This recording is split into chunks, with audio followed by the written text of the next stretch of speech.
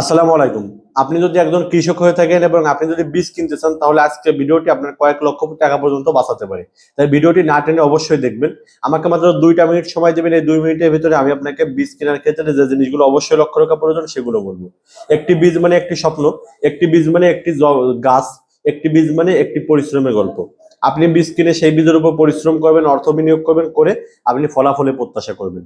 কিন্তু ভুল বীজ যদি আপনি ক্রয় করেন তাহলে বীজ জার্মিনেশন হবে না, গাছ হবে কিন্তু ফলন হবে না, ফলনের পরিমাণ কম হবে, গাছের রোগবালাই বেশি হবে, নানান ধরনের সমস্যার সম্মুখীন হতে হবে।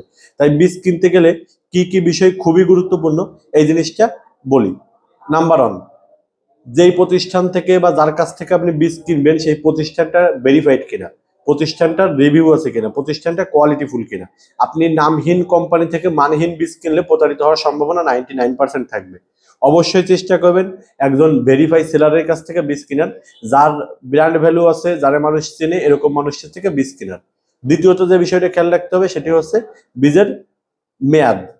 বীজের মেয়াদের ক্ষেত্রে আপনাকে খুবই গুরুত্ব দিতে হবে। আপনি যার থেকে বীজ কেনেন না কেন বীজের মেয়াদ আছে কিনা এই জিনিসটা খেয়াল রাখবেন।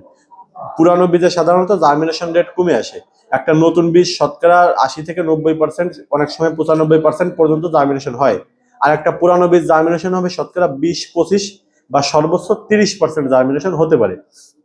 তৃতীয়ত যে জিনিসটা খেয়াল রাখতে হবে সেটি হচ্ছে ছবি দেখে কখনো বীজ কিনবেন না। আমি আপনাকে ফলন দেখালাম একটা গাছে এই হয়েছে ওই হয়েছে, আমি আপনাকে একটা ছবি দেখালাম, আপনি দেখেই যদি ওই অনুযায়ী কেনেন তাহলে আপনার প্রতারিত হওয়ার সম্ভাবনা অনেক বেশি থাকবে এবং বলা যায় আপনি প্রতারিত হতে পারেন। এজন্য শুধুমাত্র ইন্টারনেটের ছবি বা বিভিন্ন ধরনের ছবি দেখে কোনো বীজ কিনবেন না। তৃতীয়ত আমি আপনাকে যে জিনিসটা বলবো সেটি হচ্ছে কোনো বীজ বেশি পরিমাণে কিনবেন না যদি সেটি আপনার কাছে পরীক্ষিত জাত না হয়। আপনার কাছে যে জাতটা পরীক্ষিত, আপনি যে জাতটা সম্পর্কে শতভাগ শিওর, এই জাতের বীজটা আপনি চেষ্টা করবেন প্রথমে বেশি কেনার। আর যে জাত সম্পর্কে আপনি জানেন না, যে জাতের সম্পর্কে আপনি শতভাগ শিওর না, এই জাতের বীজ যদি কেনেন তাহলে আমি আপনাকে বলবো অল্প পরিমাণে কেনেন।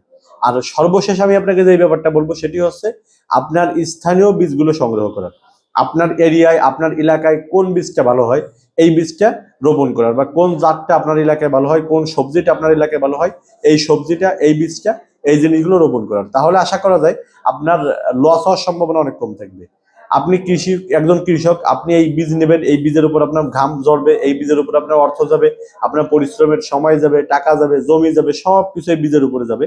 তাই বীজ কেনার ক্ষেত্রে এই জিনিসগুলো যদি লক্ষ্য না করেন তাহলে আপনার লাভের সম্ভাবনা খুবই কম এবং লস হওয়ার সম্ভাবনা সবচেয়ে বেশি।